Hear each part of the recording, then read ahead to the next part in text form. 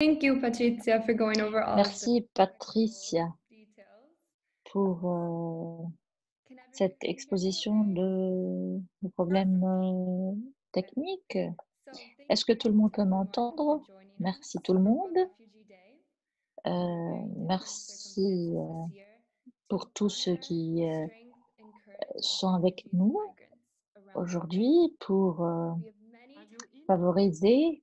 what? We have many time zones represented, so good morning to some and good Donc, afternoon or evening bonjour to pour others. certains My et name is bonsoir Mariam pour Antonelli and I work d'autres. here in Rome at the Je UN m'appelle Refugee Services International euh, Office, which is very close to the International Union Center in Rome, Maria et which je we're very travaille happy ici to be partnering with dans le for the month of centre July. du service So des réfugiés today we will à take Rome, a deeper look at forced qui est à displacement quelques minutes de around la the WISC. world and the Aujourd'hui, nous impact of allons traiter de COVID-19 la on our refugee mobilisation et de crisis. l'impact du COVID-19 This sur past week, the l'immigration dans le UN's monde. High Commissioner La for dernière Refugees published semaine, their annual Global la, Trends report.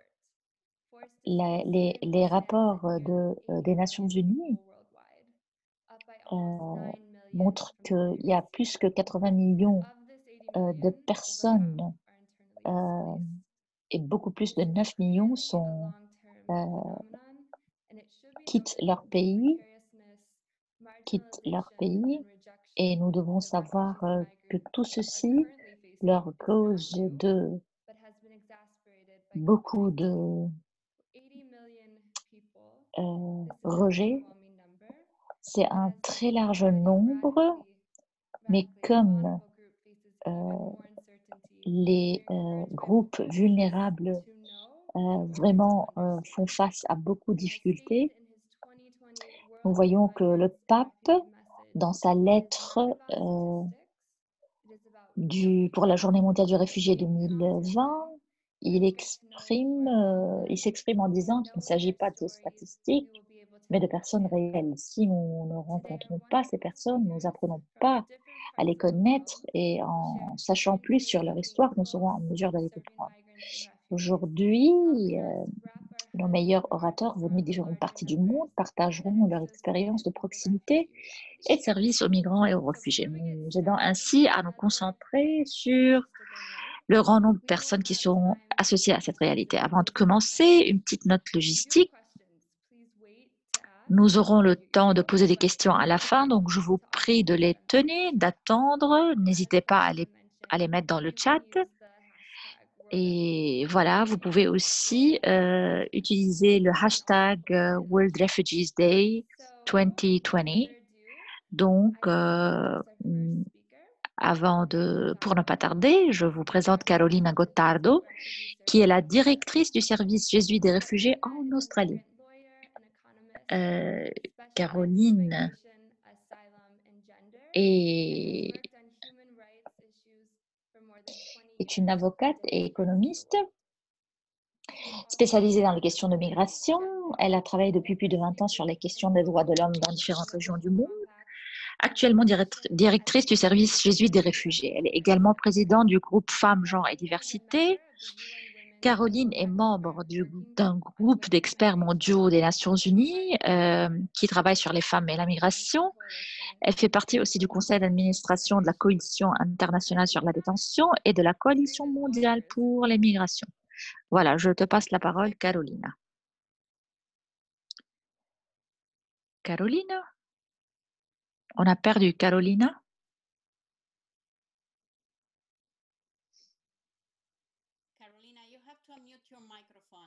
Carolina, il faut que tu mettes ton micro en modalité. Ah, okay, sorry. So I was saying good morning and buenos Je dias, voudrais dire good bonjour giorno, and good afternoon for dans some toutes les people in langues different parts of the world. Thank à you tous so ceux qui nous much, rejoignent de Jari. partout Thank dans you le so much, and monde. I want to Merci pour thank l'Union Patrice for internationale inviting me des to participate in this very, very relevant and important de event m'avoir invité for pour World Refugee participer Day 2020. à ce Now we are webinaire facing en challenges in occasion every corner of our de la globe, journée mondiale. challenging for refugees, for people Dans un moment de displaced, grands displaced défis people and migrants pour around les the world. réfugiés, pour les personnes déplacées. I would like to start with one of Donc, those powerful quotes from Je voudrais commencer par une citation du pape François. La précarité qu'on est en train d'expérimenter a un grand impact dans la vie des personnes déplacées.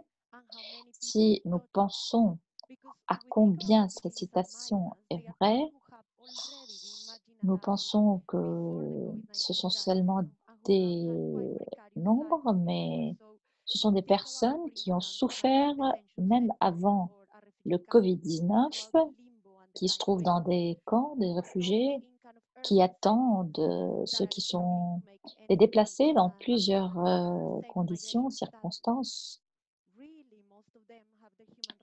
La majorité n'ont pas des droits, leurs droits humains ne sont pas reconnus. Donc, les problèmes expérimentés par les réfugiés, les émigrés, sont vraiment au-delà ils ont toujours été en anticipation par rapport au problème du Covid-19. Le Covid-19 a seulement accentué la gravité de la situation. Donc, ce que nous avons, c'est que le Covid-19 a fait exploser une crise de protection de toutes ces personnes déplacées. On a vraiment la difficulté de prévoir l'avenir. Nous sommes tous angoissés partout où nous sommes dans cette période du Covid-19. Nous sommes appelés à porter de l'attention à la situation de ces personnes déplacées et, comme dit le pape François, comme il nous invite à le faire. Mais je voudrais parler un peu de la résilience de ces personnes déplacées parce que ils peuvent nous offrir beaucoup. Nous ne pouvons pas oublier la résilience parce que c'est au cœur vraiment des personnes que nous soutenons dans nos organisations. Je voudrais que vous gardez ça à l'esprit. Je vais commencer par la situation globale. Donc, le Covid-19 a vraiment touché ces personnes. Donc, dans les centres, c'est vraiment un défi. Comment vous pouvez vivre un isolement, distance, respecter les distances là où il y a vraiment une forte probabilité d'attraper le Covid-19. C'est vraiment un temps très fort pour moi dans le centre ou bien dans les camps de réfugiés.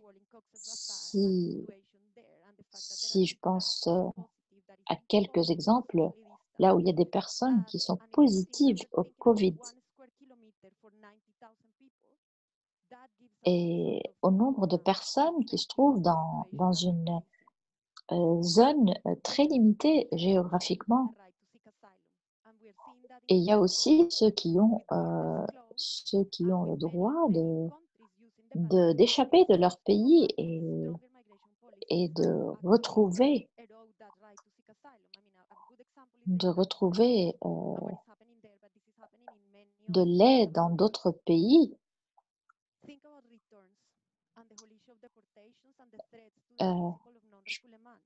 Voilà, je pense au problème de rejet, là où les personnes sont renvoyées, elles ne sont pas acceptées dans les frontières.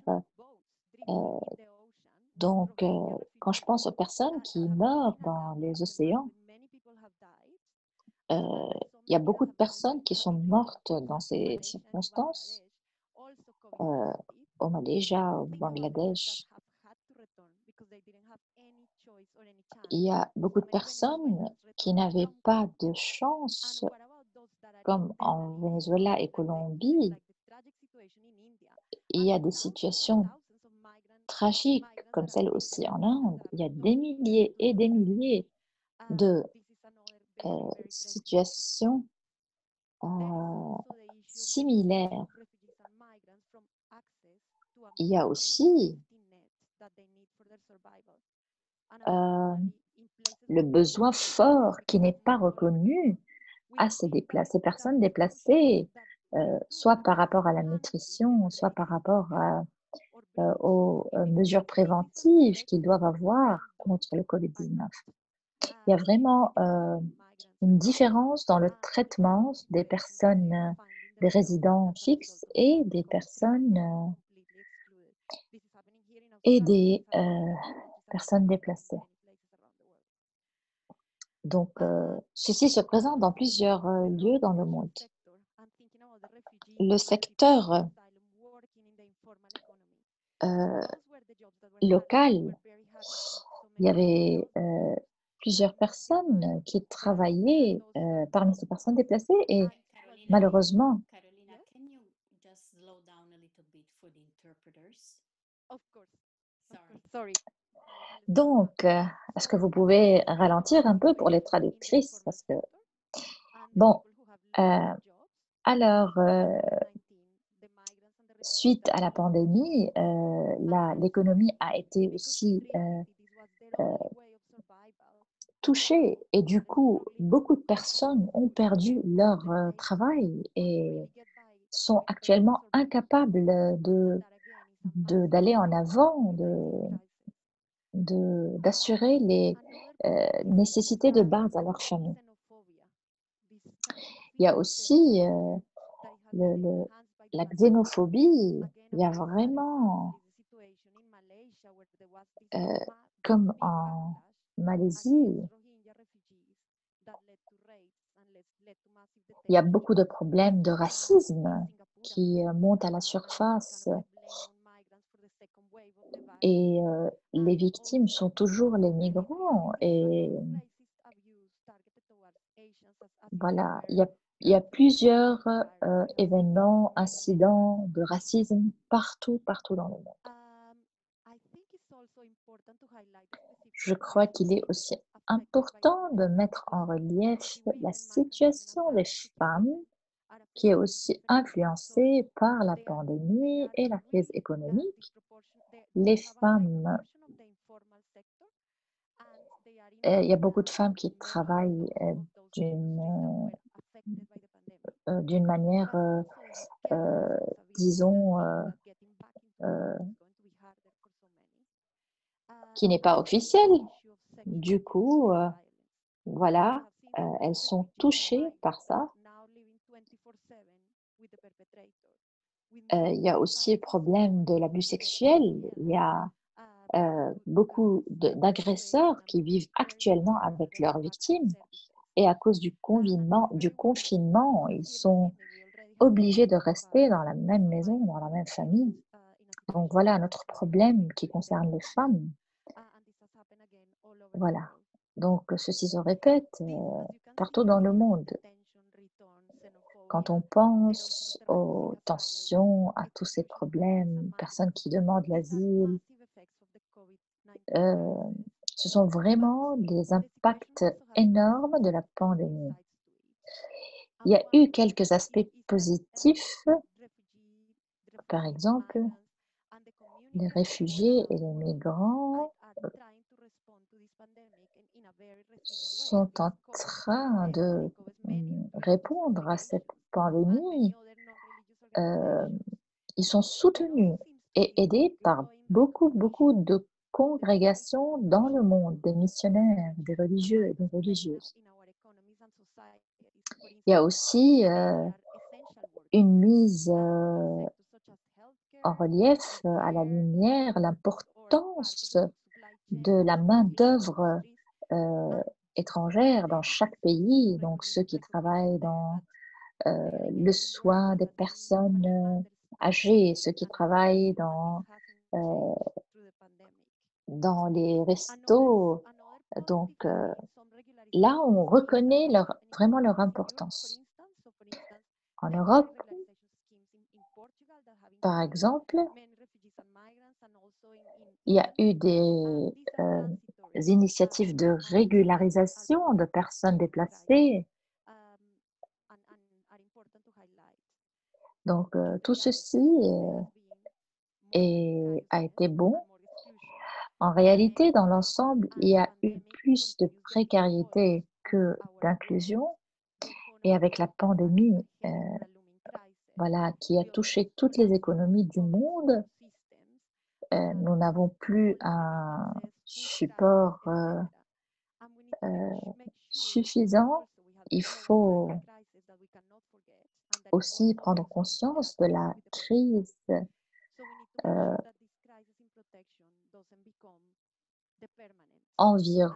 de l'environnement partout dans le monde entier. Donc, il faut penser à tout ça. Je vais parler un peu de notre situation ici en Australie. Qu'est-ce que nous sommes en train de faire? Je vais commencer par raconter des histoires. Donc, je vais parler de Niraj, qui est venu en Australie en demandant l'asile en 2019. Et puis, on a eu les incendies qui avaient dévasté toute l'Australie l'année dernière.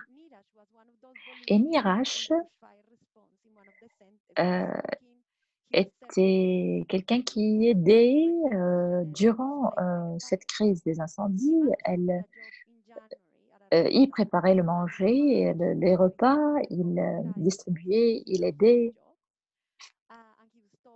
Durant cette crise, il a perdu son travail et il avait 40 euros, seulement 40 dollars, pardon, et là, il devait payer sa maison.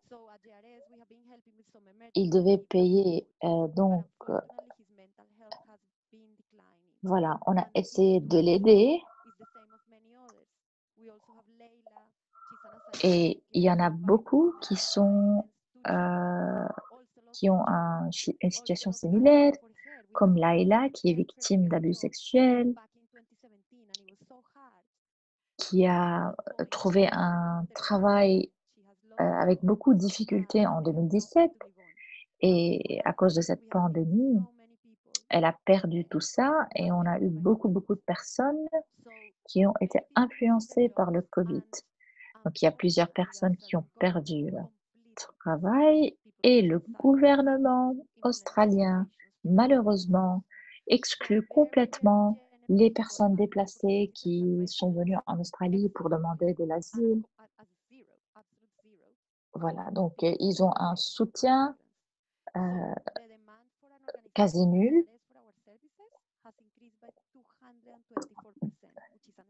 Donc, nos services pour les réfugiés sont augmentés de 224%. Nous avons plus que 147 personnes qui travaillent, mais nous n'arrivons pas vraiment à gérer tous les besoins. Nous sommes en train de distribuer de la nourriture pour plus que 700 personnes chaque semaine. C'est une collaboration énorme, c'est un travail énorme ici dans notre centre et nous le faisons depuis 11 semaines. Comme voilà, on a besoin de beaucoup d'ouvriers, de chauffeurs. Je vais partager avec vous quelques photos. Je sais pas, voilà, les photos.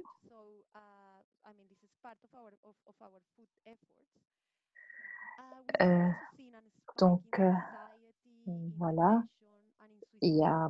on a aussi rencontré beaucoup de personnes qui souffrent de dépression, d'anxiété.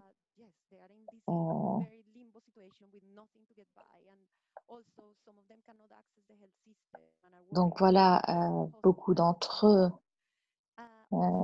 n'ont pas accès à la sécurité,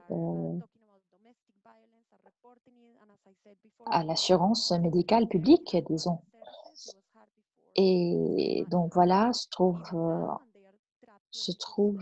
dans beaucoup de difficultés.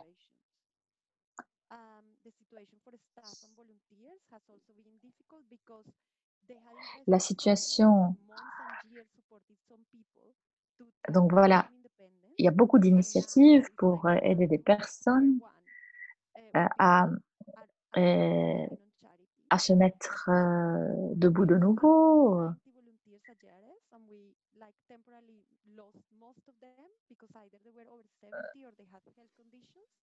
Donc, nous avons aussi perdu quelques volontaires parce que ils avaient des conditions de santé particulières, donc il fallait prévenir devant le Covid. Nous avions dû choisir d'autres.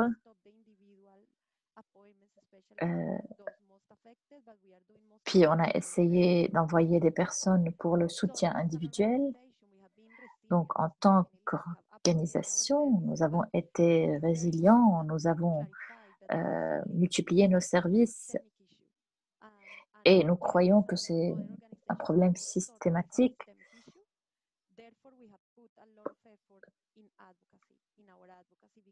Donc, nous essayons de répondre à tous ceux qui nous sont accordés pour en prendre soin. Donc, il serait mieux que le système et le gouvernement prennent en charge cette situation. Donc voilà, nous avons essayé de mener des contacts avec les autorités. Voilà, ici, il y a un groupe de leaders catholiques qui ont voulu, qui ont lancé une pétition pour demander au gouvernement, voilà, de soutenir et de regarder, de donner un peu de priorité à la situation des personnes déplacées. Quelque chose a été fait, mais nous attendons beaucoup davantage. Donc, pour conclure, donc, il y a vraiment une médaille à double face. D'une part, il y a les histoires des réfugiés, des personnes déplacées qui sont terribles, mais d'autre part, il y a aussi le soutien et l'aide des congrégations, des organisations, des missionnaires qui réussissent vraiment à porter beaucoup d'aide. Voilà. Là, il y a la photo d'une fille qui aide dans la distribution. Vous pouvez voir quelques messages de remerciement sur l'écran. Nous avons aussi des offrandes de papier de toilette. Donc, je vais montrer maintenant deux histoires très rapides. L'histoire des religieuses d'une congrégation qui nous aident à distribuer la nourriture, à organiser les matières premières. Il y a des personnes, voilà, des membres de congrégation qui offrent gratuitement. Voyez la photo de la fille, elle est issue d'une famille musulmane qui a offert $7 000 en nourriture et durant Ramadan, ils ont offert cet argent et ils sont venus en personne pour préparer, voilà, les boîtes et distribuer. Il y a plusieurs histoires comme celle-ci. J'ai seulement voulu partager quelques-unes.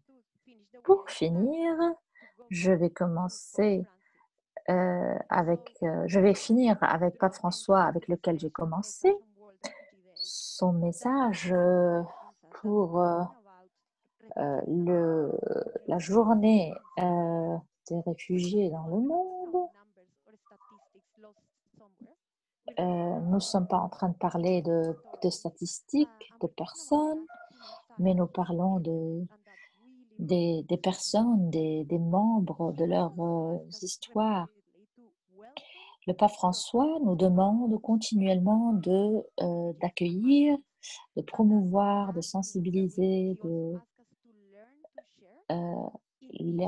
sur la situation des déplacés. Il nous invite à collaborer et grandir ensemble. Son message est très important. Durant cette pandémie, nous sommes appelés à écouter, à prêter de l'attention à la situation des personnes déplacées. Et je pense que c'est une invitation que nous devons vraiment prendre à cœur. Merci beaucoup. J'étais ravie d'être parmi vous. Thank you so much, Carolina. Thank you for your incredible work and for giving us an Merci Carolina pour ton travail énorme, pour le compte-rendu que vous avez exposé sur la situation dans le monde, mais aussi en Australie. Donc merci, merci.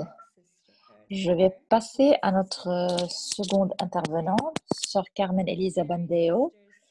Elle est des missionnaires de l'Esprit Saint. Sœur Carmen est originaire d'Argentine. Elle est la coordinatrice du projet éducatif du service jésuite des réfugiés. Elle est en Grèce depuis novembre 2018. Elle avait déjà enseigné les jeunes en Argentine. Elle a conseillé les travailleurs migrants sans papier et des victimes de la traite des êtres humains au Taïwan. À Rome, elle a été secrétaire de mission pour sa congrégation et membre actif du groupe Justice, Paix et Intégrité au sein de l'Union internationale des supérieurs générales. Elle est également membre du projet intercongrégationnel de la WISC en Sicile. Elle a travaillé dans le projet du Centre Astalli en tant que bénévole avec les familles et les enfants.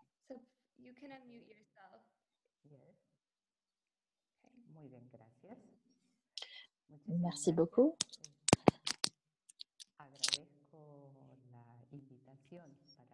Merci beaucoup pour cette invitation à partager mon expérience avec vous et à être un peu l'écho de notre communauté au service des réfugiés en Grèce. Je m'excuse voilà, pour la brièveté. Je peux oublier quelque chose. Donc, je vais parler d'un projet. C'est un projet donc, que je vais présenter dans notre communauté missionnaire, serviteur de l'Esprit Saint. Il s'agit d'un projet de province européenne qui a vu le jour en 2016, sera achevé en 2017. Nous l'appelons mouvement Communauté en mouvement. On a besoin, voilà, nous voulons être une présence communauté de l'Esprit Saint contemplative, compatissante, au service des réfugiés. Être une maison ouverte, en particulier pour ceux qui travaillent avec les réfugiés et les demandeurs d'asile. Jusqu'en mars, nous étions 5 religieuses, Ada, Priti, Eva, Victoria et moi-même. Donc, notre service des réfugiés jésuites en Grèce est né en novembre 2015 en essayant d'offrir une assistance face à la crise. Comme toujours, les services offerts sont assurés par le personnel et un groupe de bénévoles. Comme nous, les sœurs font partie de cette communauté de bénévoles. Les projets que nous réalisons sont le centre d'intégration sociale Pedro Arrupe, où nous offrons un soutien aux enfants et adolescents, réfugiés, immigrés et ou bien grecs sans distinction. En particulier ceux d'âge scolaire et aussi un soutien pour les familles. Carmen, perdón, tienes que abrir tu micro, perdón. Lo cerré yo por, perdón. Bueno, ¿desde dónde vuelvo? Ok. No sé en qué parte ahora habíamos quedado, pero Notre but j'ai présenté ma communauté.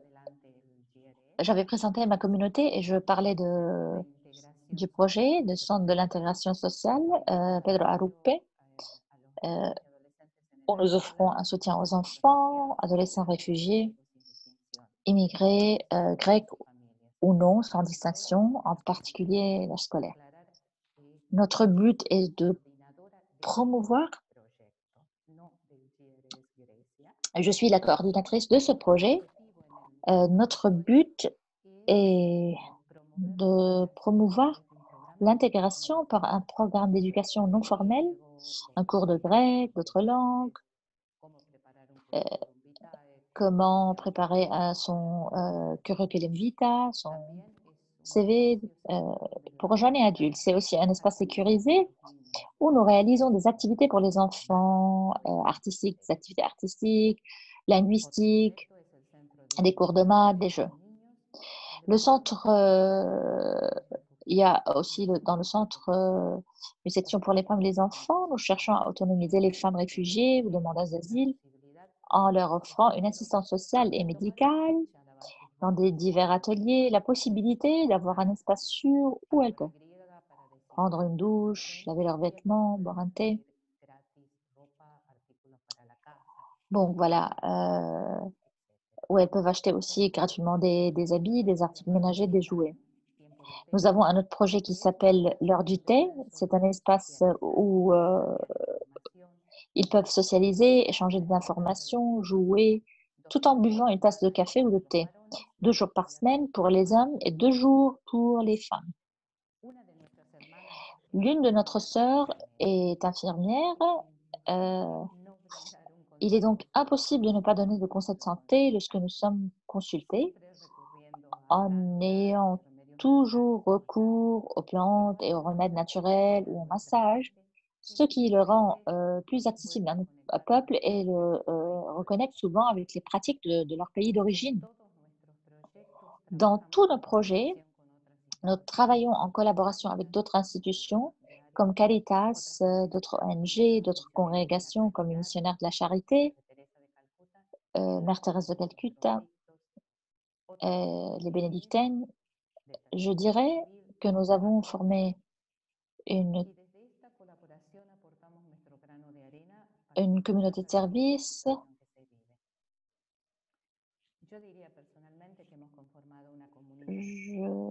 Je pense que nous avons formé une communauté de service dans laquelle les volontaires et les personnes travaillent pour aider ceux qui demandent l'asile, les réfugiés.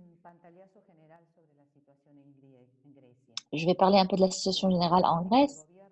Les politiques gouvernementales, on avait commencé la construction de centres d'accueil qui a suscité et suscite beaucoup d'opposition de la part de la population locale, essentiellement en raison de l'emplacement de ces centres. L'achèvement d'une phase du programme d'aide et de logement financé par l'Union européenne, ceci signifie que près de 11 000 personnes doivent quitter leur foyer pour faire place à un nouveau groupe qui doit être transféré dans des îles. C'est logique en soi et il existe un programme qui essaie de fournir un soutien, mais structurellement, les conditions d'une transition correcte ne sont pas données.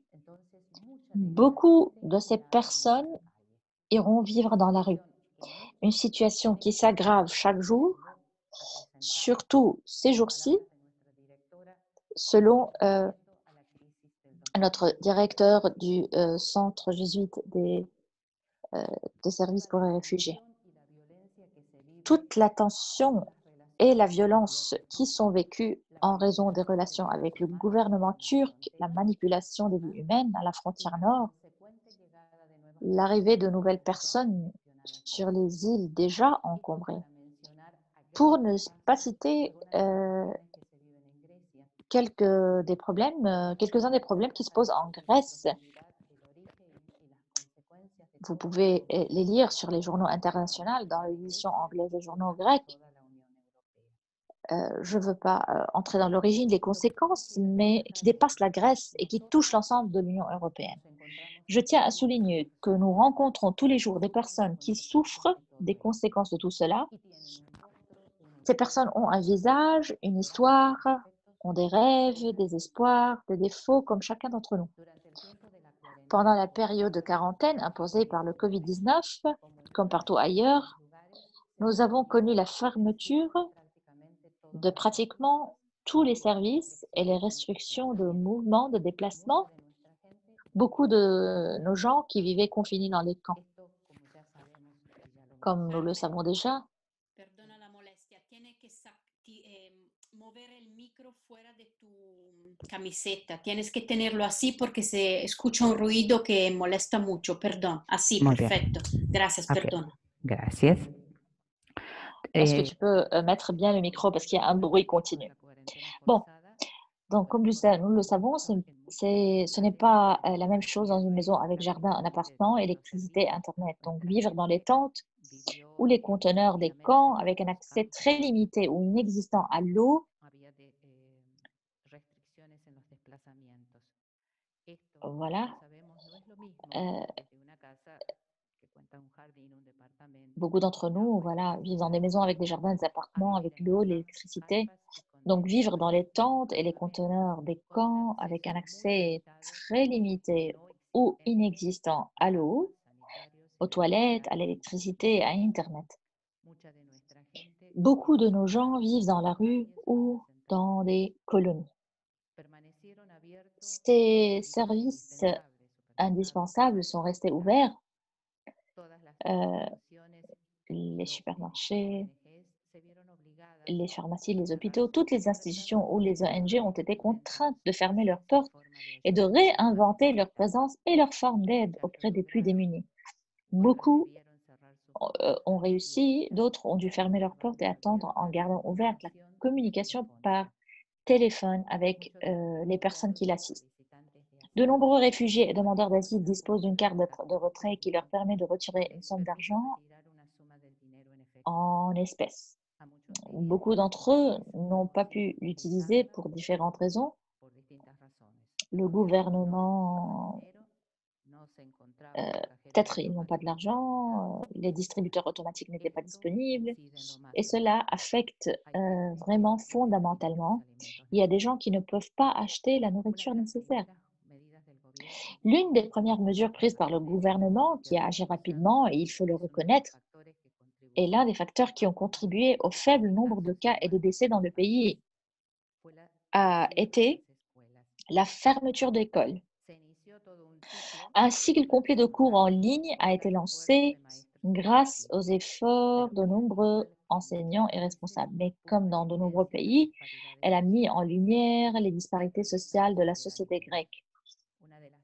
Une des grandes difficultés était l'accès à ces classes pour les enfants réfugiés et demandeurs d'asile, vivant dans les camps, les hôtels, les appartements.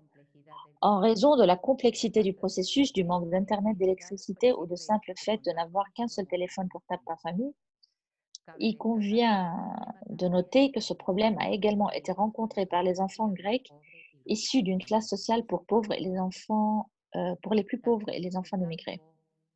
Dans ce domaine, ainsi que dans celui de la santé et de l'alimentation, il est important de reconnaître la créativité et les efforts de nombreuses ONG qui ont cherché des moyens d'aider et de répondre aux besoins dans la mesure de leurs possibilités. Le numéro de cas et d'infection ont fait leur aide dans la limite de leurs compétences. Il convient de mentionner une autre réalité présente et peu évoquée dans les rues d'Athènes. Voilà. Donc, une autre réalité peu évoquée, dans les rues d'Athènes, on trouve de nombreux sans-abri, parmi lesquels un groupe important de toxicomanes. Ce sont des Grecs, des immigrés, des réfugiés, tous unis par le triste lien de la consommation de drogue et ses conséquences. Il existe un marché illégal de drogue de très faible qualité et donc très dangereux, dans lequel de nombreux jeunes réfugiés sont victimes de désespoir, de besoin d'argent, Beaucoup les utilisent et beaucoup sont utilisés par les trafiquants. Bref, la précarité dans laquelle vivaient les réfugiés avant Covid-19, tant dans les camps que parmi les réfugiés urbains, s'est accentuée. Notre expérience, nos défis, toute cette situation avant le Covid-19 et actuelle, la situation actuelle, nous sommes obligés à développer l'imagination, activer la créativité. Nos projets, chacun respectant ses propres caractéristiques, on a essayé de chercher des moyens de continuer à fournir une aide en obéissant aux règles imposées par le gouvernement. Pendant la période de quarantaine obligatoire, nous avons continué à fournir de l'aide et des informations à ceux qui en faisaient la demande par téléphone. Nous avons publié sur la page Facebook les cours afin que nos élèves puissent continuer à étudier du matériel, des leçons. Dès que la situation s'est normalisée, nous avons ouvert nos portes dans les magasins pour la distribution des vêtements et d'autres articles d'hygiène personnelle. Le centre de jour pour les femmes et les enfants, qui bien qu'ils ne puissent pas continuer avec tous les ateliers, peut offrir des douches pour le lavage, ce qui est important pour les femmes. Les cours et dans le centre d'Arup, l'espace physique où le projet du thé a été développé ne peut pas être ouvert. Il a été remplacé par des paniers, par des boîtes, par des portions de nourriture pour les familles dans le besoin. Le groupe le plus touché est celui, à mon avis personnel, est celui des enfants, pour qui l'école et les activités proposées par les ONG constituent un espace dur, où ils sont autorisés à être des enfants malgré de nombreuses limitations. Cela est maintenant limité, exigeant de nous la créativité pour pouvoir les trouver, jouer avec eux dans les parcs et sur les places, préparer des jouets et pas seulement des vêtements ou de la nourriture. En ne passant pas autant de temps à l'intérieur de la structure où nous avons développé les activités, nous avons plus de temps pour nous asseoir et écouter leurs histoires. Nous avons gagné en qualité le temps que nous passons avec eux. Les relations se sont approfondies, ce qui nous permet d'entrer davantage dans leur monde. Je vais vous montrer quelques photos.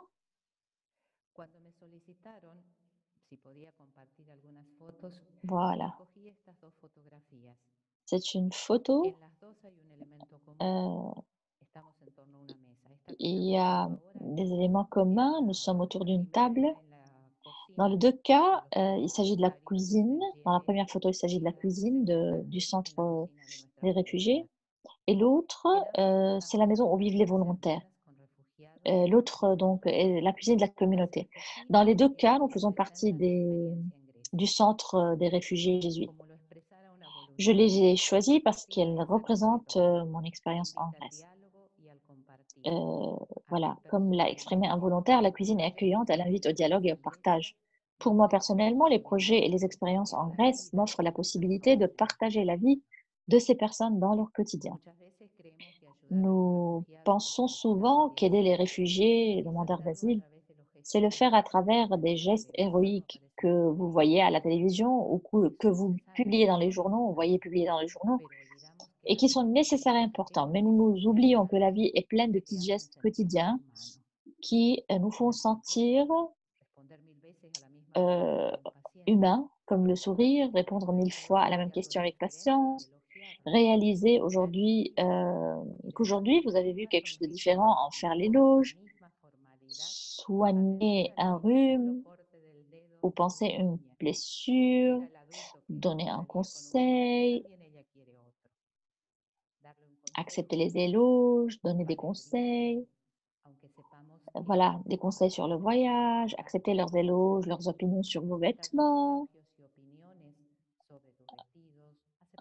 accepter les bonbons qu'ils nous offrent, même le fait de devoir les avertir de quelque chose de mal fait ou de corriger des erreurs. Cette proximité permet de les connaître et de les accepter avec toutes leurs imperfections et leurs espoirs. C'est dans le quotidien que la vie se construit et je peux leur rendre leur dignité de personne. C'est une dignité qui leur a été enlevée tout au long de leur voyage vers les terres d'accueil. Beaucoup d'entre eux ne veulent pas être appelés réfugiés parce qu'ils sont définitivement des femmes et des hommes, des personnes concrètes avec une histoire et un rêve à réaliser. Au début, lorsque j'ai commencé mon service comme volontaire au centre Arup à Rome, j'ai senti que chaque geste comptait et était important, que ma présence contribuait à leur donner de l'espoir. À Athènes, j'ai compris que l'espoir était et est présent dans leur cœur. J'accompagne simplement leur voyage, je les aide à le maintenir. C'est un peu comme que leur espoir est un feu et que j'apporte un morceau de bois pour le maintenir en vie. Je veux ajouter un élément d'importance pour maintenir leur espoir et je dois faire entendre leur voix sur la scène internationale, les plaidoyers.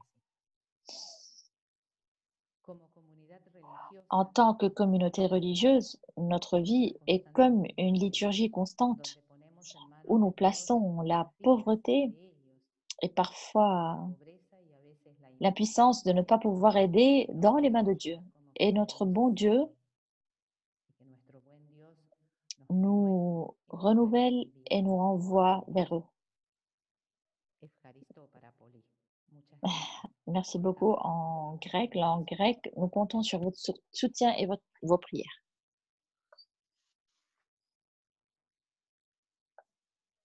Thank you, Sister Carmen. And as you were Merci. speaking, of how you are giving back dignity. Quand vous étiez en train de parler, je pensais comment vous étiez en train de rendre la dignité à ces personnes. Merci pour tout ce que vous faites avec les petits gestes.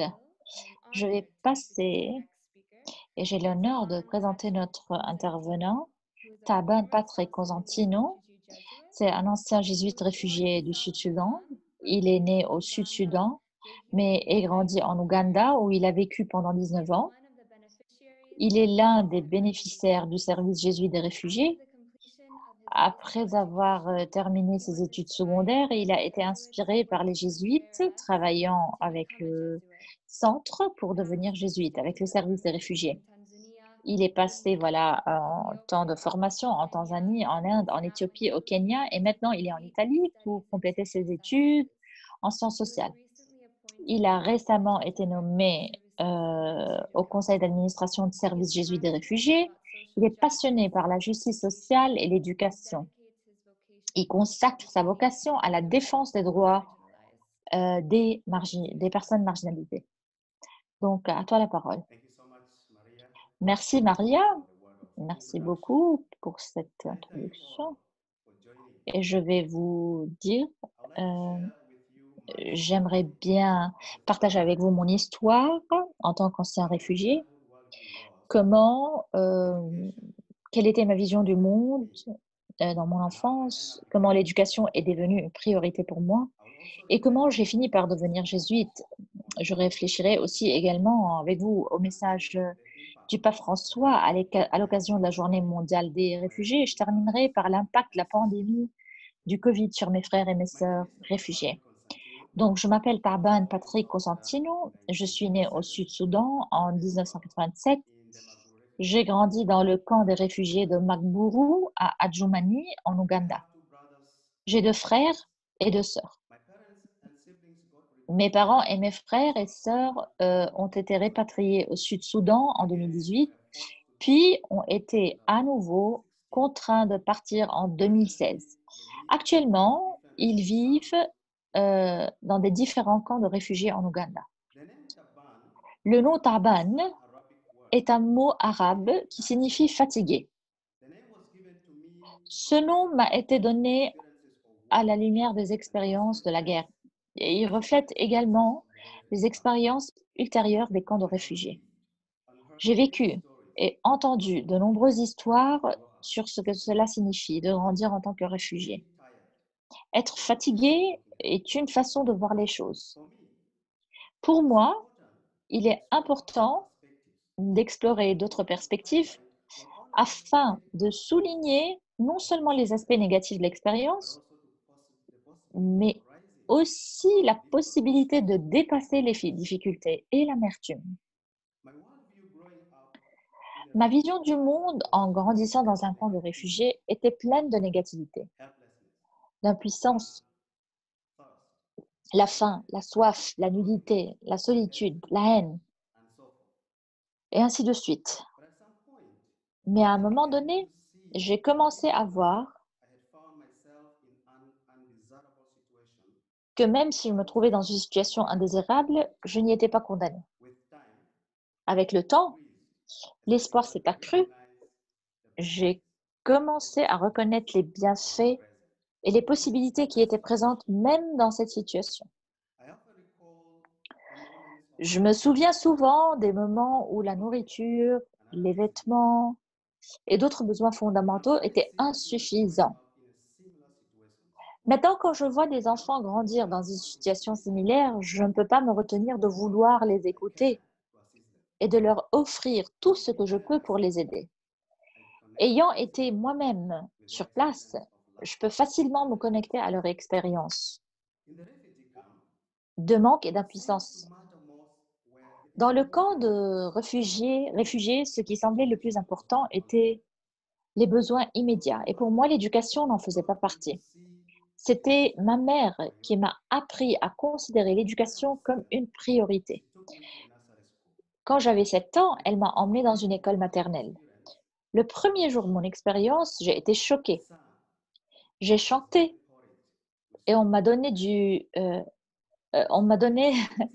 quoi manger pour le petit déjeuner, mais cela n'a jamais eu de sens pour moi. Le lendemain, j'ai dit à ma mère que je ne voulais pas aller à l'école maternelle. Puis elle m'a emmenée en section primaire où je n'avais pas besoin de certificat pour être admis. Le, le certificat consistait simplement à mettre ma main droite au-dessus de ma tête et à toucher mon oreille gauche. J'ai échoué au test, mais j'ai quand même été admis. Il n'y avait pas de salle de classe. J'ai suivi les cours à l'ombre des arbres et j'ai écrit sur le sol. Cela n'avait toujours pas de sens pour moi. Alors j'ai demandé à ma mère de s'asseoir avec moi pendant les cours. Sinon, je rentrais à la maison avec elle. Le drame de l'enfance a continué jusqu'au jour où ma mère m'a surpris avec une question qui a changé ma vie pour toujours. Elle m'a demandé, « Mon fils, que veux-tu dans la vie ?» J'ai répondu, « Maman, je veux que tu m'achètes un chien, une cassette radio et une moto.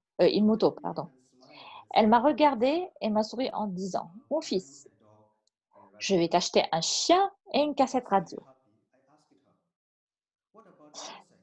Partiellement heureux, je lui ai demandé, « Et la moto ?» Elle m'a répondu, « Tu vas acheter la moto. » J'ai été surpris et j'ai demandé, « Comment puis-je acheter la moto alors que je suis qu'un enfant ?» Elle m'a répondu, « Tu ne pourras l'acheter que si tu vas à l'école. » Le lendemain, elle a tenu sa promesse et m'a acheté un chien et une radio. Puis elle m'a dit de remplir ma part du contrat en allant à l'école. Voilà, de respecter ma part du contrat. Plus tard, je me suis passionnée pour l'école. J'ai travaillé si dur pour obtenir de bons résultats à l'école dans le but de m'acheter une moto. Ma mère a vu et m'a appris l'importance de l'éducation pour briser le cycle de la pauvreté et réaliser les rêves. Mon parcours de vocation sacerdotale jésuite a commencé lorsque j'ai été initiée à la foi catholique dans le camp. Après mon baptême, j'ai joué un rôle actif en tant qu'enfant de membre de la chorale. Cette expérience m'a fait connaître les jésuites qui travaillaient avec le service jésuite des réfugiés et offraient des services pastoraux aux réfugiés. Leur ministère et leur exemple ont suscité mon désir précoce de devenir prêtre. Plus tard, j'ai rejoint le séminaire. Lorsque j'ai terminé mon niveau ordinaire, j'ai eu le privilège d'obtenir le soutien du service jésuite des réfugiés pour terminer mes études de niveau avancé, voilà, mes études supérieures. Et j'ai travaillé avec eux dans la même période. C'est à travers cette expérience que j'ai vu comment les réfugiés souffraient et comment le centre les aidait à accéder à l'éducation, à devenir autonomes. J'ai commencé à considérer la vie jésuite comme un moyen possible d'avoir un impact dans la vie des autres. J'ai rejoint les jésuites en 2010 et le parcours de formation m'a conduit jusqu'à présent en Tanzanie, en Inde, en Éthiopie, au Kenya et maintenant à Rome, en Italie, où je poursuis mes études en sciences sociales. Il est difficile pour les enfants réfugiés d'imaginer ce genre de voyage. Et beaucoup d'entre eux, par manque de soutien, sont coincés dans le cycle de la pauvreté et du désespoir. Mais la bonne nouvelle, c'est que je peux faire une chose.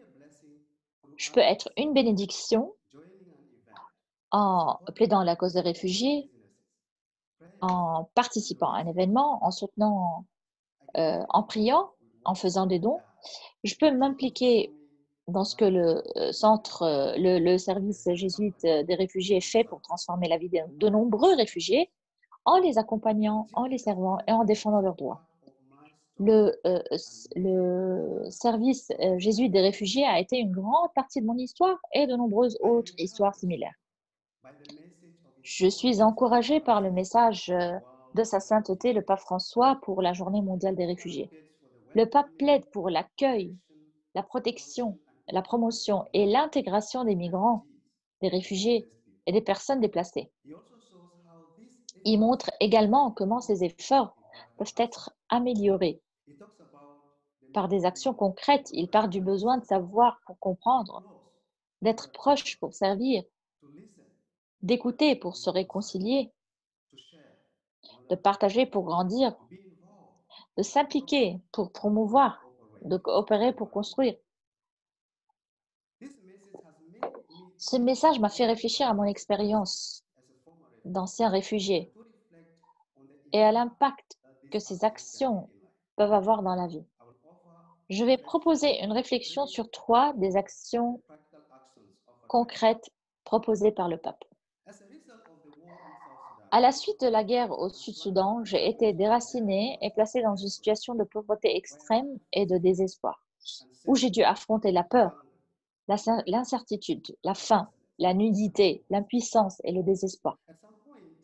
À un certain moment de mon voyage, je me suis sentie, comme le dit le pape François, accueillie, protégée, promue et intégrée. Et je peux penser aux actions concrètes qui se sont traduites par ces expériences. Être proche pour servir. Pour servir efficacement, il faut être proche. Mon expérience travail avec le service jésuite des réfugiés en est le reflet concret. J'ai appris combien il est important d'être proche des réfugiés en étant immergé, en s'immergeant dans leur contexte afin d'avoir une expérience de première main de ce que sont les besoins, leurs besoins, et d'offrir une réponse de grande portée. Écouter pour se réconcilier. Une chose qui me tient à cœur, c'est l'écoute. Pour quelqu'un qui est vulnérable, que quelqu'un d'autre l'écoute, lui prête attention, peut avoir un effet transformateur sur lui.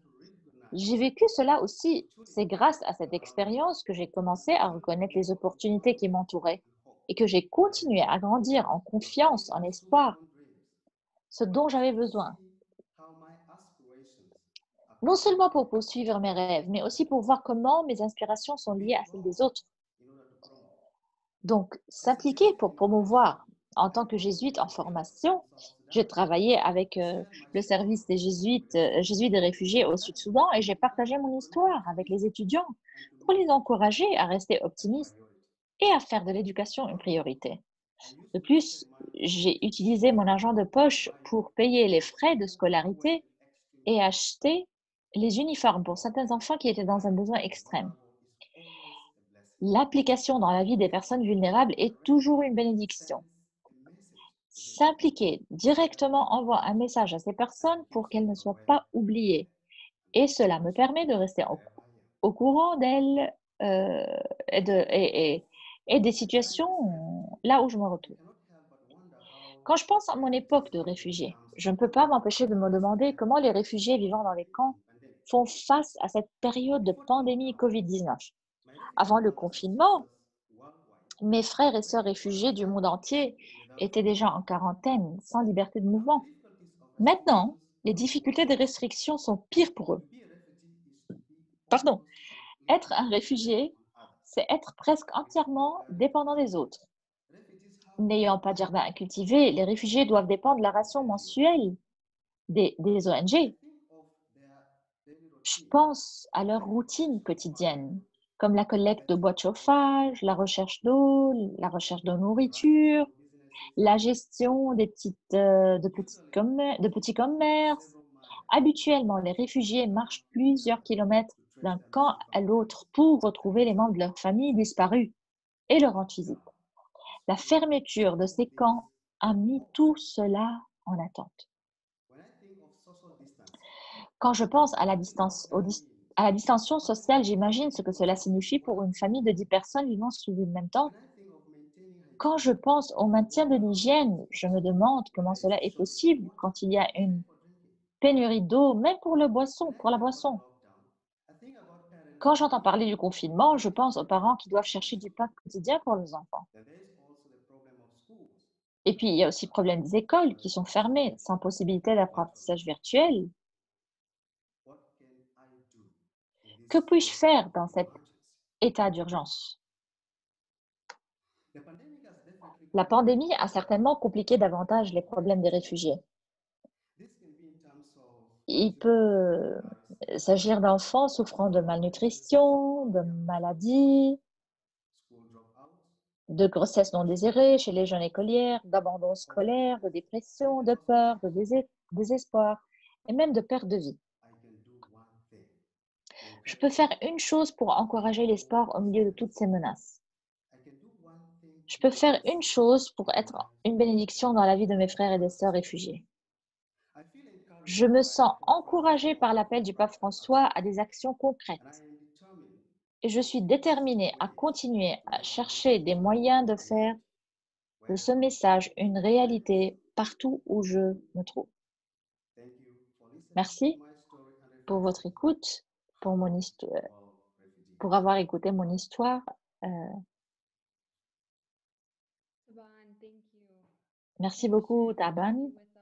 Merci d'avoir partagé avec nous ton parcours, d'être un exemple, de me donner l'exemple de quelqu'un qui a vécu dans le camp des réfugiés, pour l'honnêteté et pour aussi ta vocation. Maintenant, je suis ravie de présenter Donatella Parisi. Oh, les photos. Voilà.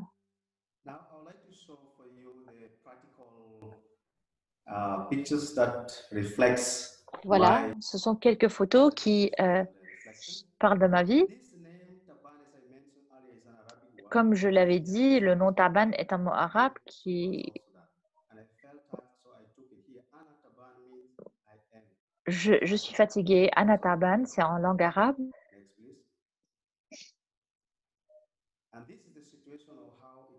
Ça, c'est la vie d'un enfant réfugié dans un camp. C'est l'entourage. Voilà.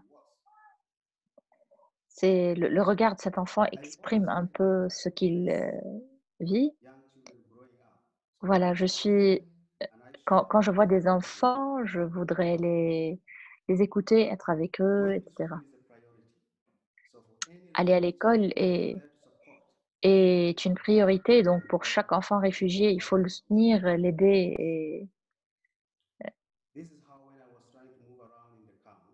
C'est comme ça que je me déplace, que je visite les camps pour comprendre ce que ceci veut dire. Voilà, plusieurs personnes dans une même tente. Être à l'écoute, entendre les enfants qui racontent leurs histoires.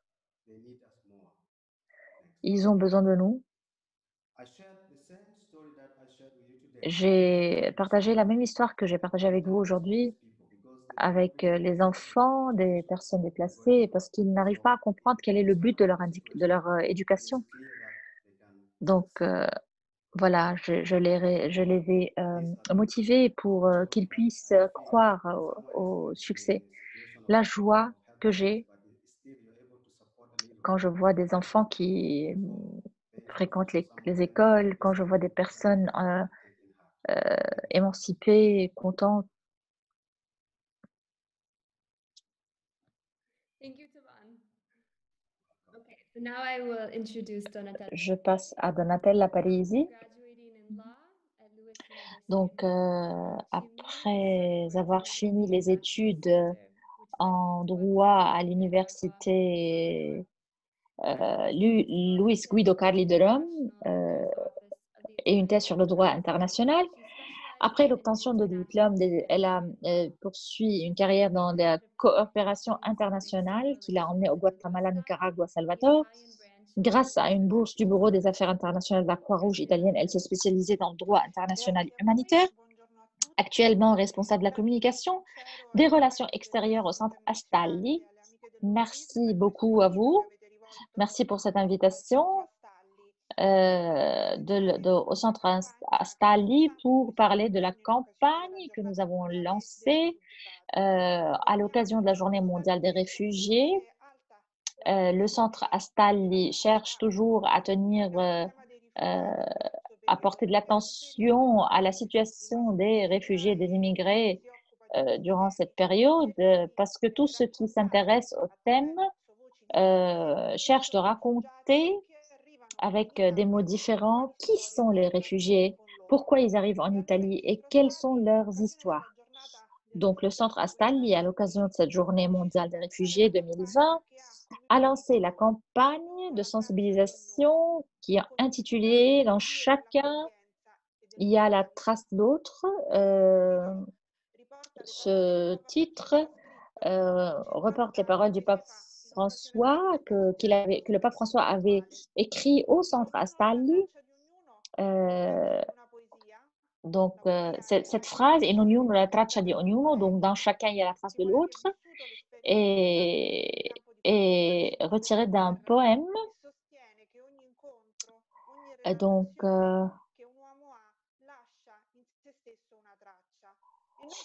qui exprime, voilà, par le biais des expériences de personnes, que dans chacun, il y a une trace de l'autre. Donc, quand on pense à ça, on pense aux réfugiés que nous rencontrons dans les centres de support à Rome. Les réfugiés nous l'apprennent et cette pandémie aussi. Comme dit le pape François, nous sommes tous dans le même bateau, sur la même barque, personne ne se sauve. Ceci veut dire, en d'autres termes, que nous sommes tous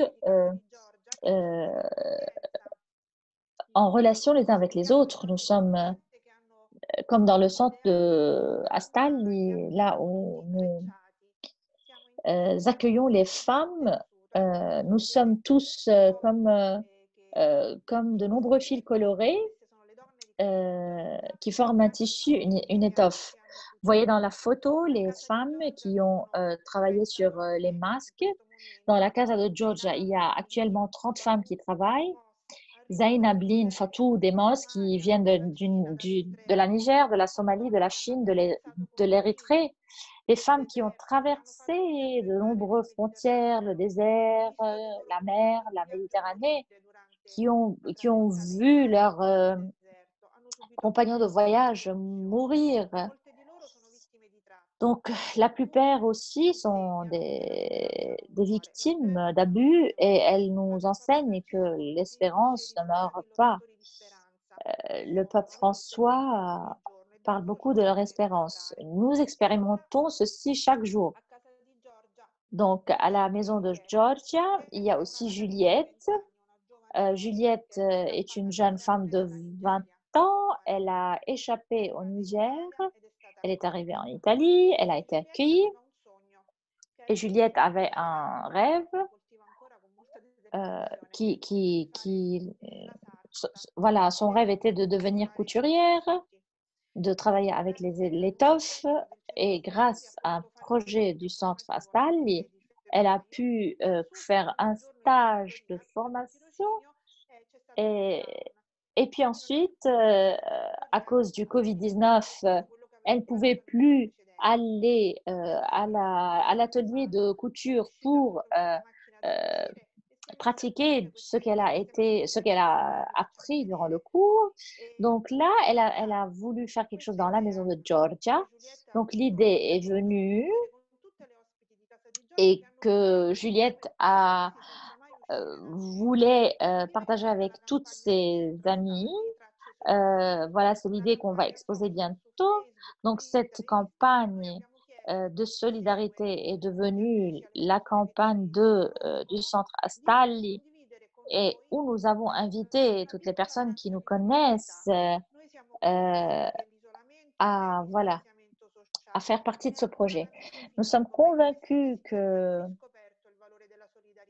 le confinement nous a permis de valoriser davantage la solidarité, soit pour la situation que nous avons eue en Italie, mais aussi partout dans le monde, pour cet isolement, pour cette difficulté, de sentiment de désespoir, etc.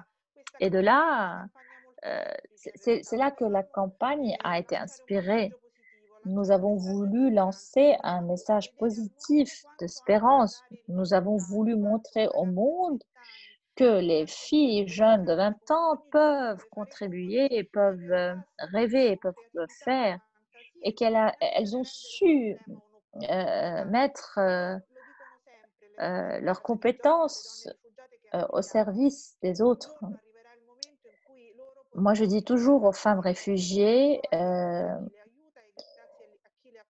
qu'un jour arrivera où elles le sont déjà très reconnaissantes sur les personnes qui les accueillent. Donc voilà. Notre responsabilité est de garantir les droits de ces femmes, d'accueillir, d'inclure, comme le dit le pape François, comme dans la grande famille du service jésuite des réfugiés. Il y a beaucoup de beauté dans la rencontre avec ces femmes. L'atelier est au centre Astalli. Cette beauté est valorisée et partagée avec plusieurs personnes. Et voilà, et nous essayons de communiquer tout ce que nous vivons, mais aussi de donner plus de voix aux réfugiés. Nous croyons beaucoup à la communication, nous croyons beaucoup à ce que représentent ces femmes, ce qu'elles peuvent contribuer, ce qu'elles offrent à la vie italienne. Il est important, voilà, on va écouter Juliette maintenant. Donc voilà, le vidéo, je vous prie de mettre le vidéo en direct.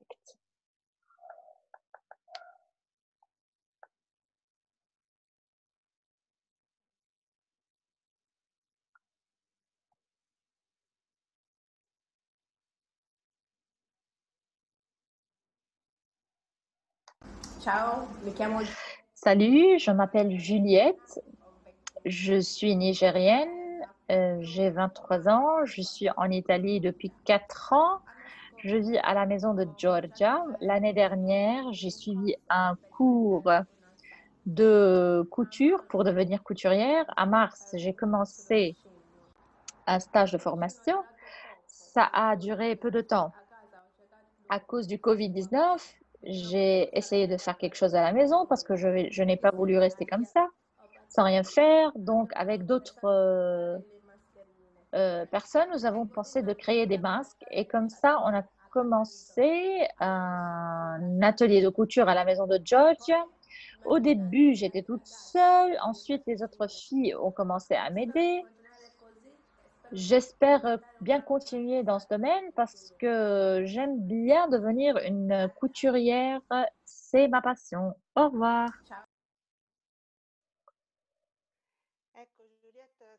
Ça, c'était l'histoire de Juliette.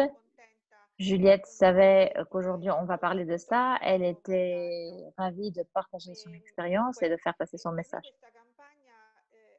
Cette campagne, pour nous, a un sens qui va au-delà de la communication qui vient faite sur les réseaux sociaux. Les masques sont faits par plusieurs réfugiés et ceci, en quelque sorte, nous rendent notre communauté vraiment globale parce que les filles arrivent de plusieurs centres. Nous sommes tous importants dans la vie les uns des autres.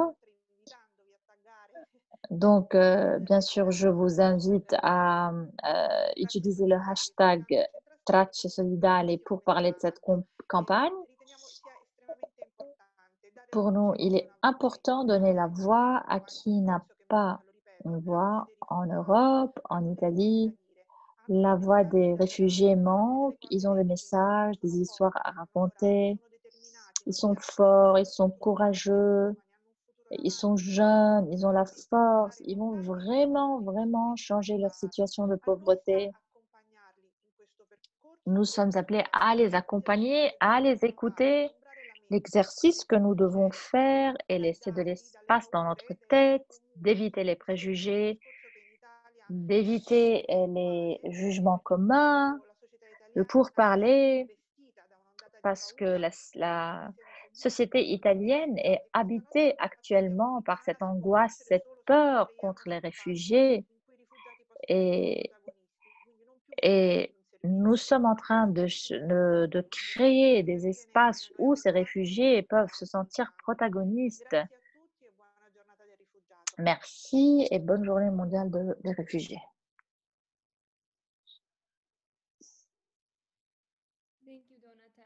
Merci Donatella. C'est une très belle campagne et le vidéo montre le travail que vous êtes en train de faire et la beauté de la rencontre. Merci. Notre intervenant dernier est le père Thomas, qui est directeur international du service jésuite des réfugiés. Il est né au Sacramento, en Californie. Il a été ordonné prêtre jésuite en 86. Son ministère a été concentré sur le développement communautaire. En 99, il a été nommé provincial des jésuites de la province en Californie pour un mandat de 6 ans. Entre 2006 et 2014, il a été président de la Conférence des jésuites des États-Unis, coordonnant les projets nationaux et internationaux des provinces jésuites américaines. Il a également travaillé avec le service jésuite des réfugiés à Masisi, en République démocratique du Congo, en 2015. À toi la parole, Père Tom. Merci, Maria. Merci pour cette occasion, pour être avec vous tous aujourd'hui, pour la Journée mondiale des réfugiés. Je voudrais remercier Carolina parce que tu nous as rappelé qu'il s'agit de la protection des plus vulnérables entre nous, qu'ils ont besoin de protection, ils ont besoin d'aller en avant. Sœur Carmen, merci d'avoir parlé aussi de la situation en Grèce. Je suis aussi particulièrement touchée par la situation de ceux qui sont sans abri dans la rue. J'ai parlé avec un réfugié il y a quelques ans. Elle m'avait dit je suis vraiment fatiguée d'être nommée, d'être appelée réfugiée. Taban, merci pour ton témoignage. Merci parce que tu nous rappelles que les personnes déplacées ont une direction, ils ont un espoir, une espérance, ils peuvent changer leur situation. Et Donatella, merci aussi parce que tu nous as parlé de la campagne que le centre Astelli est en train de mener maintenant, mais aussi de plusieurs campagnes que le centre avait menées pour s'assurer que la beauté de la rencontre peut être toujours incluse dans la réalité du monde aujourd'hui. Si je dois réfléchir un peu sur la Journée mondiale des réfugiés et je réfléchis à ce qui est en train de se passer aujourd'hui, il est important de réaliser que c'est vraiment un moment spirituel, que le Seigneur est avec nous durant ce défi. Et je voudrais partager avec vous quand je pense à la distraction, à la tentation et comment on peut s'immerger dans ça et comment on peut aller en avant et témoigner la présence de Dieu dans tout ça. Les photos que vous voyez maintenant sont des photos de personnes que nous servons dans le service Jésus des réfugiés qui viennent de lieux différents, de situations différentes. Je voudrais dire que le Covid peut être une distraction. Oui, nous avons besoin de servir. Oui, nous avons besoin de répondre aux besoins. Mais le Covid ne change pas la réalité de notre monde.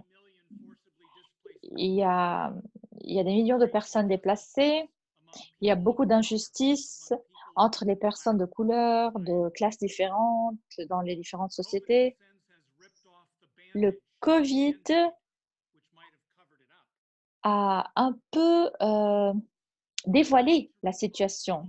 Nous avons besoin de garder à l'esprit la valeur, l'espérance des personnes déplacées ont et qu'ils veulent partager avec les autres. Donc le Covid est important, mais la réalité est plus profonde et est toujours présente. Ça, c'était une distraction. C'est juste une tentation. Vous avez bien sûr entendu des statistiques dernières sur le nombre de personnes déplacées que l'organisation internationale avait émis cette semaine. 79 millions de personnes. Donc, il y a 60% qui sont déplacés dans leur propre pays. Vraiment, nous pouvons être désespérés par ce nombre, par cette augmentation, et nous pouvons nous demander qu'est-ce qu'on peut faire. Oui, il y a des millions qui sont déplacés, mais ils sont toujours moins que le 1% du numéro de toute la popularité, la population sur la Terre. Donc, chacun de nous peut faire quelque chose. Il n'y a pas de crise de réfugiés. Il y a une crise d'administration, une crise de partage des ressources. Nous pouvons faire un changement. Nous pouvons effectuer un changement. Comment on fait ceci? Le numéro peut être un peu très fort, mais on peut commencer par faire une petite chose. En accompagnant les personnes qui demandent la nourriture, les femmes que sœur Carmen avait citées, c'est faire une chose, c'est cheminer avec les personnes, échanger et trouver la face du Christ. Oui, pour les distractions, oui, pour toutes les difficultés, mais soyons reconnaissants pour tout ce qui nous a mis ensemble, porté ensemble. Prions ensemble pour pouvoir soutenir et accompagner, promouvoir et accueillir les personnes déplacées et allons en avant pour s'impliquer davantage à faire une petite chose. Merci beaucoup. Thank you, Father Tom. Merci, Père Tom. Sharing our Merci parce que vous nous invitez à faire une chose pour changer. Maintenant, on va laisser de la place aux questions. Patricia, est-ce que tu veux... I mean, thank you, Maria. I think Merci, Maria. we might ask so many things. You know, it was really moving to Je pense qu'on peut poser beaucoup de questions. C'était vraiment touchant. Entendre toutes ces histoires. J'ai lu beaucoup de commentaires. Mais je voudrais inviter les speakers à répondre aux questions. Je vais choisir quelques questions et puis ensuite passer la parole aux intervenants. Il y a une question de Sœur Yolande. De quelle communauté nous avons besoin pour être accueillants et aimables?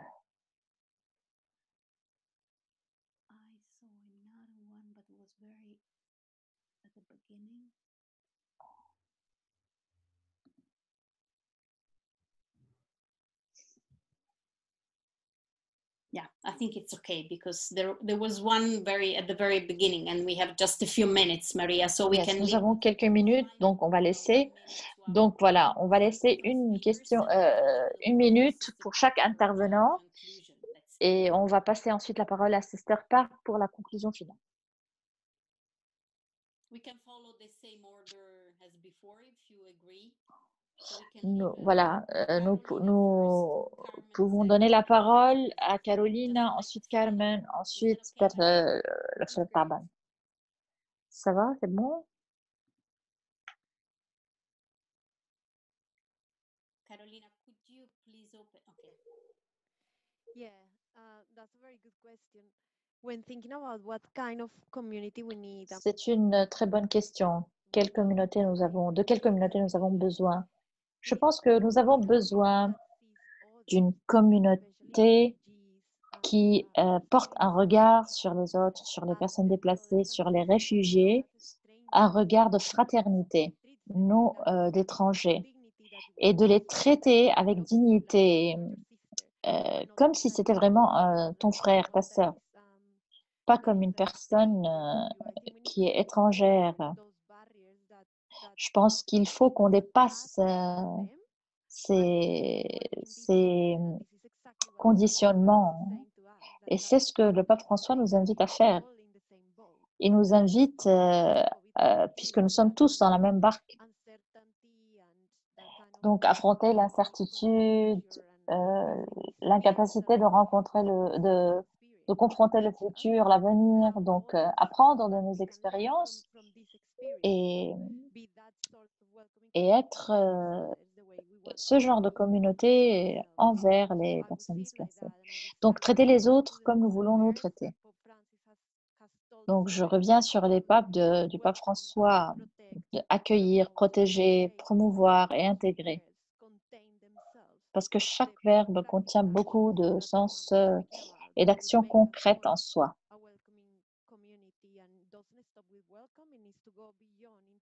Donc, d'accueillir et d'aller au-delà, de protéger et de promouvoir.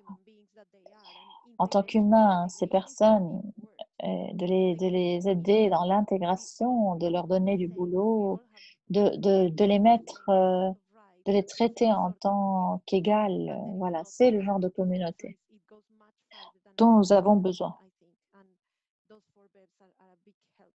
Voilà, les 4 verbes sont très importants.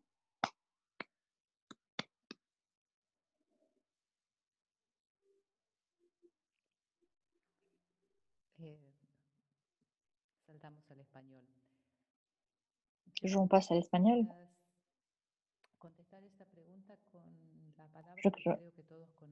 Je crois qu'il faut affronter cette question avec la parole que nous connaissons tous. Nous nécessitons d'une communauté que nous respectons, que nous agissons en union, que tout ce qui passe à l'autre peut être aussi dans ma vie. Donc, traiter l'autre comme égal, savoir que nous sommes tous égaux, avec une simplicité. C'est ce que le pape François nous demande de faire, de se traiter en tant que personne digne.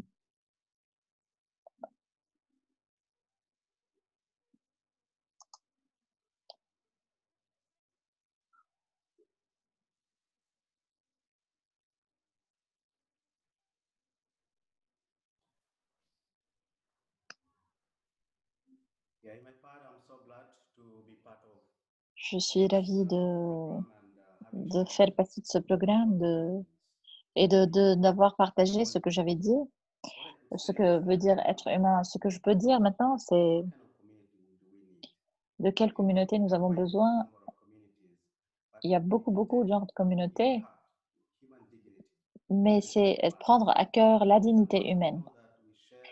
Quand nous partageons la même dignité avec tout le monde, nous réalisons que nous pouvons travailler ensemble, collaborer ensemble, renouveler, remettre toutes les personnes ensemble. C'est une expérience très importante parce que parfois on vit dans des contextes différents et les contextes ne se ressemblent pas. Donc, plus nous arrivons à être unis, plus nous arrivons à porter nos contextes à une égalité, en collaborant, en coopérant, voilà, pour mener le respect de chaque humain. Merci. Maria, just a note from the chat. Some people are asking if we can share the testimonies of. Il y a des gens qui demandent dans le chat si nous pouvons partager les expériences des intervenants. Donc, si vous nous donnez la permission, nous allons partager les témoignages de nos intervenants sur le site. OK. On va discuter ceci, puis on se met d'accord.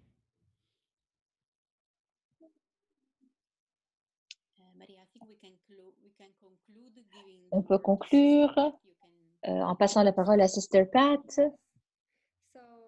Sister Pat Murray de la WISC. Je vous donne la parole. Merci.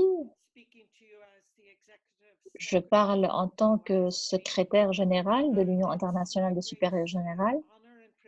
Je suis ravie et j'ai l'honneur de remercier nos intervenants Caroline, Sœur Carmen, Taban, Père Tom et Donatella, mais particulièrement de dire combien cette initiative est importante entre le Centre jésuite des réfugiés et la WISC. Comme nous le savons, nous avons beaucoup de religieuses qui travaillent dans le service des jésuites des réfugiés. Je crois que c'est une forme de collaboration et c'est une forme que nous adoptons pour former vraiment une communauté en tant qu'individu et en tant que groupe. C'est de pouvoir créer ce sentiment de cheminer les uns à côté des autres, d'être unis. Nous avons besoin les uns des autres. Comme nous l'avons entendu et dans le contexte de la Journée mondiale des réfugiés et de notre présentation ce matin, nos cœurs sont touchés, nous sommes sollicités aussi à l'esprit. Nous avons accueilli plusieurs témoignages.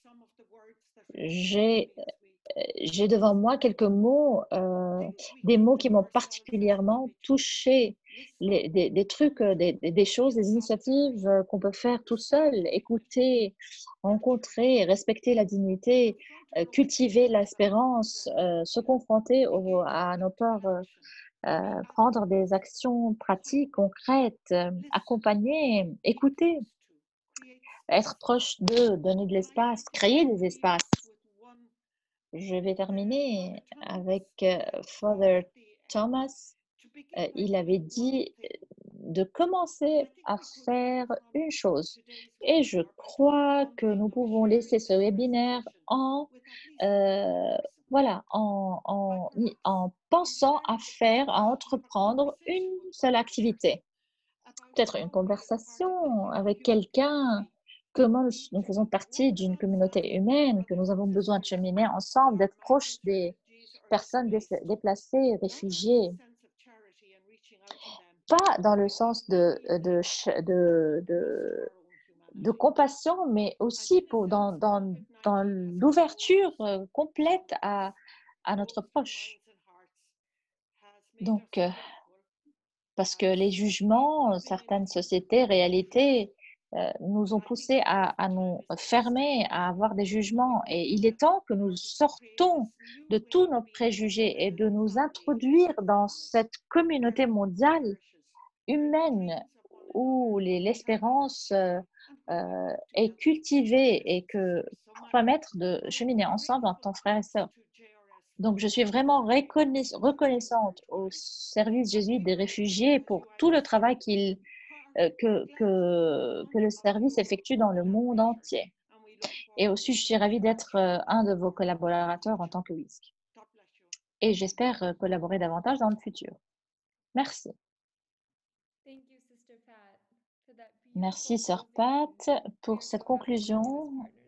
Nous sommes aussi ravis de vous avoir comme partenaire. Merci pour tous les intervenants, pour tout le monde, pour tous les participants de partout dans le monde.